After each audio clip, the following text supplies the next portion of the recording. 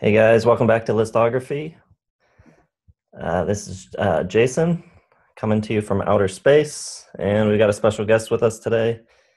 We've got Ryan Kramzer, my good friend, coming in via Chicago. What's up, guys? How's it going? So today we're going to be counting down the 7 studio albums from My Morning Jacket. You want to start us off at the bottom? You want to say anything about your relationship to the band? Or I've always been a big fan of My Morning Jacket. I got into them around my freshman or sophomore year of college, right when About Z came out. I got really into them. That was the first record that I heard by them, so we'll talk about that. They're a band that was primarily put on the map because of their live performances, especially around this time. And then that big music DVD live performance concert CD, Okanodos, I think that's how you say it. That really helped put them on the map as well. That's around the time when I got into them, and I've been a big fan ever since. That said, I'm going to lead things off with bringing up the rear, number 7, Evil Urges from 2008. Right around this time, they were hotter than ever. Everyone was really anticipating this release after Z, about 2 or 3 years after Z. It's their most divisive CD to date. A lot of people love it. A lot of people hate it. I wouldn't quite go as far to say I hate it, but I don't really like this record. I like My Morning Jacket a lot. I don't really like this record at all. If I were to see them live, not really any of the songs on here that I would want to see them do live. Maybe Touch Me, I'm Going to Scream. That's probably about it. I think it goes a little bit too far off of the map. It's way too goofy at times for my liking, especially with songs like Highly Suspicious, which I think was the first single they released. Sec Walkin' is a little weird. It reminds me of like a Muppet song for some reason. I just see the frog walking down the street. The album starts off really good. Everyone was expecting a follow-up to Z in sort of that vein, just a more of a departure from that old alt country sound. And it starts off with Evil Urges, and then Touch Me, I'm Going to Scream on a good note. But then after that, I think it just goes off the wall. It kind of becomes a circus. Nothing really memorable. It's way too polished for me compared to their other stuff. And I think they kind of just went off the deep end here. They'll rein it in after this. But yeah, not a big fan of Evil Urges at all. you said you had a guess as to the order of my list. What did you suspect that I was putting at the bottom? I think at the bottom is going to be Tennessee Fire. So I had the 2 spots at the top of the list pretty much solid from the beginning when we started thinking about this. The other 5 I've moved around a lot. They're pretty close, I guess, for me in terms of how much I like them. Ultimately, this is maybe going to get me some pushback. At number 7, I'm going with At Dawn. So to me, this is like the record where they kind of find their sound. Tennessee Fire is a bit different. But even though they're sort of like figuring out their sound here, I don't think that they've really figured out how to make it their own. It's a little derivative. It's a little one-dimensional still at this point. A lot of the songs sound very similar to one another, and it's super long. It's like 75 minutes. There's a few tracks on here I like a lot. Christmas Curtain and Just Because I Do are probably my 2 favorite. But yeah, just it's hard to listen to the whole thing. Some of their other albums that are maybe not super solid, I can at least like skip through and find like different tracks that interest me or like different parts of their sound. But skipping through this, I mean, one song after the other is you're not getting much variation. So that's why for me it's at the bottom. I can understand the argument that that album is one-dimensional. Evil Urges is on too many dimensions, none of which we're familiar with as human beings. So sticking to the bottom for me. My number 6, I'm going back to the other end of the spectrum. I'm going Tennessee Fire. This is a really good debut for them and a good place to start, even if you're new to the band, because it really just puts a stamp immediately on their sound, that really hollow reverb country Americana sort of just melting pot. It kind of reminds me of like early 90s Neil Young when he got really kind of mopey and really thin with his sound. I really dig that.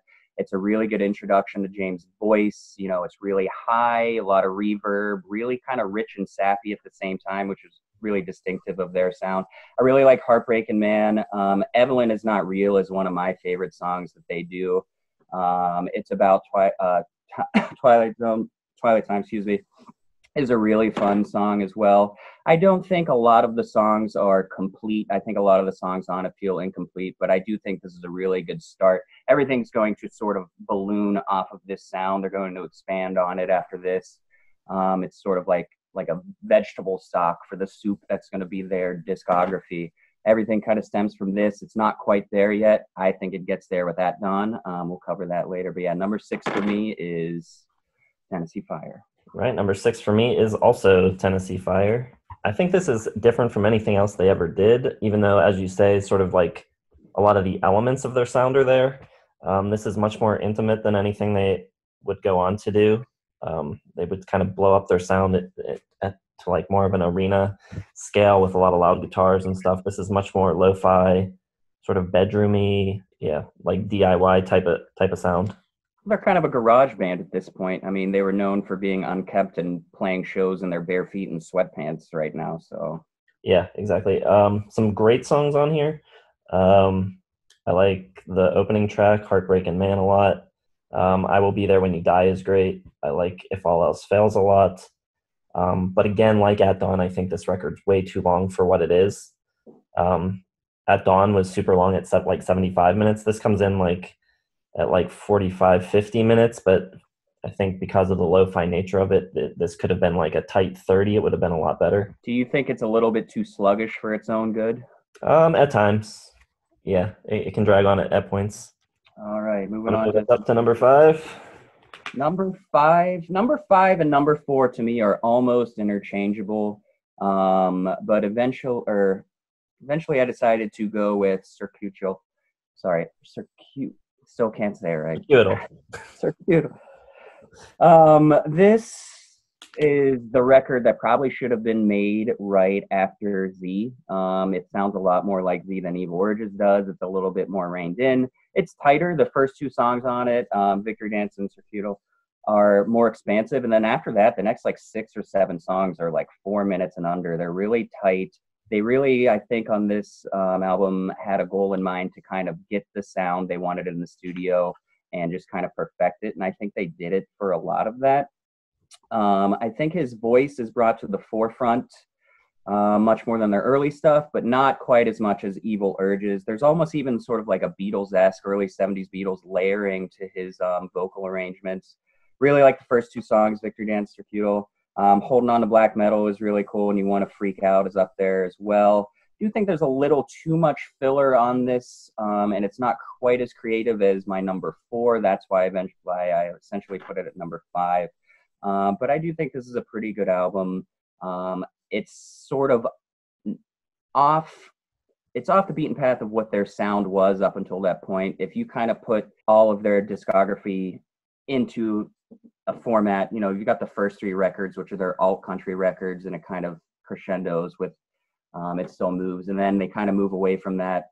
This one is sort of the finish to the Z, Evil Urges, that sort of trilogy, and I think it does a pretty good job, but I don't think it's quite bombastic or memorable enough to really be one of their great records. I agree with a lot of what you said there, but at number 5, this is where I put Evil Urges. I agree with a lot of what you said in regards to this record. It's almost like as if Z convinced them that they could do no wrong, and that, with Z, they were taking all these creative risks and taking all these chances, and everything was sort of paying off.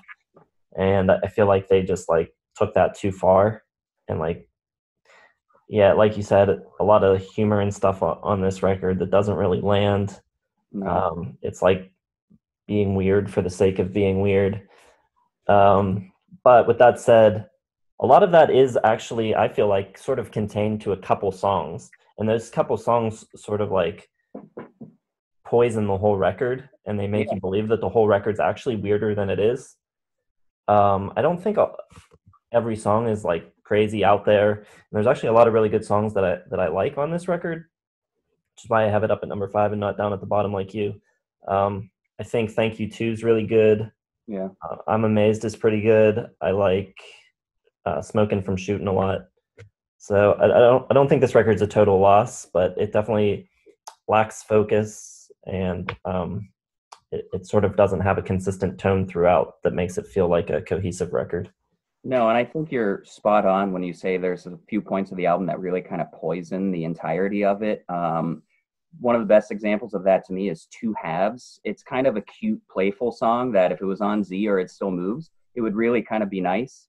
But on this, it doesn't really fit because it's too hard to go from Highly Suspicious to I'm Amazed, which is just like one of their more poppiest songs. You know, they went in the studio and cut that single, and that's what it sounded like they did. And then this song kind of comes out of nowhere. Aluminum Park comes out of nowhere too. It's kind of this heavy rocker that's towards the second half of the album, and it doesn't really belong. It doesn't lift you up. It doesn't get you pumped up. It's just kind of poorly put together. So I agree with what you're saying. All right, you want to move up to your number 4 pick? Number 4, I have their most recent. It's about 5 years old now. I'm going Waterfall. This one expanded on Circu. It's kind of psychedelic, a little more mystic, a lot more jangly with the guitar arrangements. They really kind of turned up the folk with the songwriting here, especially with songs like a River, Get the Point, Spring. But they're also kind of getting back to basics, a lot more of their original sound. You can really hear it like in its infancy. I really like that song. Big Decisions is one of my favorite songs of theirs. I really like that song. Believe in Compound Fracture is good as well. I don't think it's a big, even though I think it's more creative than their records before this, I don't think they've really moved into new territory yet, which maybe if they ever do another studio album, they'll get to. So this one does have quality songs on it, which is why it's in my top 4. But it's not getting into the top 3, not even really close, because I think it's kind of a transitional record for them. Well, at number 4, I have Circuitous. I think I agree with pretty much everything you said about it. It seems like a correct course correction after I think they sensed that Evil Urges was a little bit of a misstep for them. So while I think this does a better job of getting back to their core sound, it feels like it almost feels like every move they make is being overthought. Like they're worried too much about striking the right tone on this record. But there are great songs. Circuitous is great. The title track. I like Holding On to Black Metal, like you said. And I also Yeah. really like Slow Tune near the end of the record. Pretty cool, slow song. As promised, as advertised. All right, number 3. This is where you're going to get the pushback. At Dawn. All top 3 of my picks by them are records that I would say I consider really great. Really like. These are the 3 records that are going to be why I like My Morning Jacket as much as I do, and I probably like them more than you do. I think that's fair to say. I think At Dawn really took their sound from Tennessee Fire and evolved it in such a good way. It's slow when it needs to be. It's never not energetic, even though it's slow. I don't think all the songs blend in as much as you say that they do. At Dawn, Low Down, the way that he sings, I love how that album opens. I think it's romantic album. I love Hopefully. I think it's number 5 or number 6, breaks up the record pretty well. I like Christmas Curse and Just Because I Do as well. Just Because I Do has, it's kind of hard to describe their sound sometimes, but I think this is a good song to do it. It's kind of just Americana in a nutshell, and I love the way that guitar sounds. It's kind of bluesy, it's southern rock, it's folk, it's all of this stuff. But especially later on, they're going to get a little bit more heavy, like you said, arena rockish, especially with their rhythm section. It's going to get a little heavier, but never kind of lose that alt country sort of sound. These have some of my favorite songs by them, the ones that I mentioned. There's a few songs that I think are a little bit lacking, Needed It Most. A lot of people like Bermuda Highway. I know they play that song live a lot, and especially back in the earlier days. But I'm not crazy about those songs. But overall, I think this album is really good start to finish. I don't think it's too slow. I do think it needs some saturating when you're listening to it. But and one thing that I do think we should talk about is this is the case for a lot of artists where their live act takes on a different dynamic My Morning Jacket is really all about that as well. Their songs are played faster, heavier, louder, which a lot of bands do, but they take on such a different dynamic. These songs, when you hear them live, almost take on a much more intimate role with the audience, just because you really get the blood pumping. And I love these songs live. I also love them on the record. This is a strong number 3 for me. Also, I think there's a big step up from 4 to 3 on my list as well. And at number 3, I'm going with The Waterfall. To me, this was like a full-on return to form after the kind of mixed bags of Evil Urges and Circuitous. I think this is them back at full force. So a lot of great songs on this record, great performances. And you don't really get that sense that they're trying too hard like you kind of did on Circuitous. They don't seem to be like overthinking every move they make here. And I think there's just a lot of really good standout songs. Believe is really good to open the record. I like Compound Fracture a lot. Get the Point. And like you said, Big Decisions is great. I also like Thin Line a lot. There's really not too many moments on this record that I don't enjoy. So yeah, it's a strong number 3. For me, I thought you were going to throw everyone a curveball and have this at number 1. Just saying. Nah, not that crazy, but yeah, I do like this record quite a bit. You might. Number 2, pretty close to number 1 for me. I do like number 1 definitively more, but I think this is a great record. I would give it 4 out of 4 stars. That is the album that put them on the map and got them all the acclaim that they did, is Z. It's a very artistic record. It really builds up. It still moves from a songwriting standpoint, but then once they get in the studio, they take a lot of chances, and pretty much all of them pay off. So many good songs on this, and it's really worth noting that the rhythm section and the grooves kind of become a lot more available on this, especially with It Beats for You. There's also a lot more rock and roll on it. Anytime is a really good live song that kind of rocks. It's playful when it needs to be with off the record. It's really somber and soft at times. Lay Low might be my favorite song on the album. Wordless Chorus is really cool, though. I think it's the best version of his singing style and his voice and what he can do. It's really kind of an anthem of his vocal performance. It's a really cool way to open the album, and shows when they use it as an opener. Not much I can say is wrong with this record. Yeah, it's a solid 4 out of 4 stars for me. Contender for Album of the Year when it came out.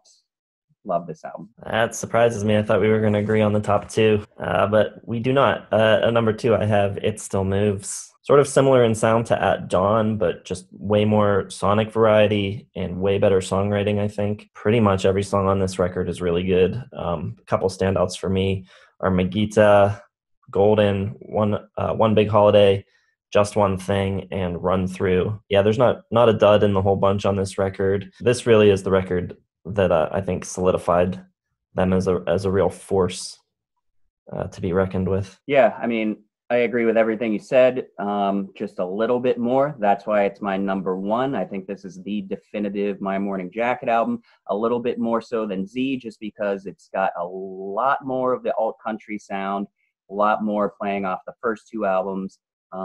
It's lonesome, it's hollow, it's gorgeous. I love every song on this album. There's not a dud, like you said, on it. I actually prefer the back half of the album. Just One Thing, Steam Engine, and One and the Same is such an awesome way to close the album. It doesn't come to a crescendo, but it kind of just drifts away really nicely.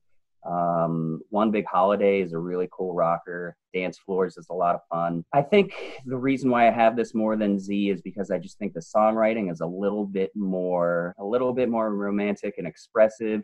Z is kind of a more creative output for them, when I think this one is a lot more soulful and to its roots, which is why, for me, I think this was 2002 or 2003.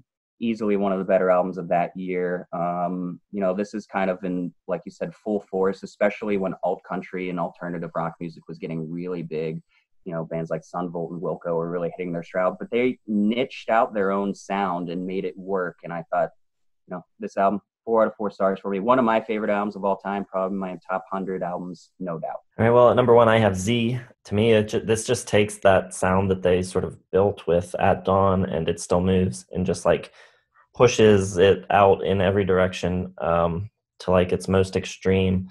So creative, experimental, musically, sonically, lyrically. He's trying some different things, and all these like different things that they try seem to work on this record, where I think like It Still Moves sort of solidifies them as like a force. This is just them hitting their stride, and like everything seems so easy for them. Just the jams on this record are awesome. And probably for me, I would say probably a solid top 20 of the aughts for me.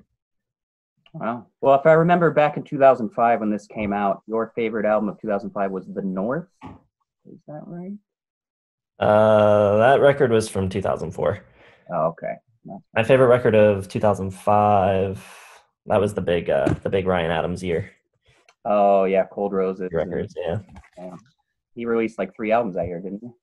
Good. So thanks for joining us. I think we might be seeing some more of you in the future.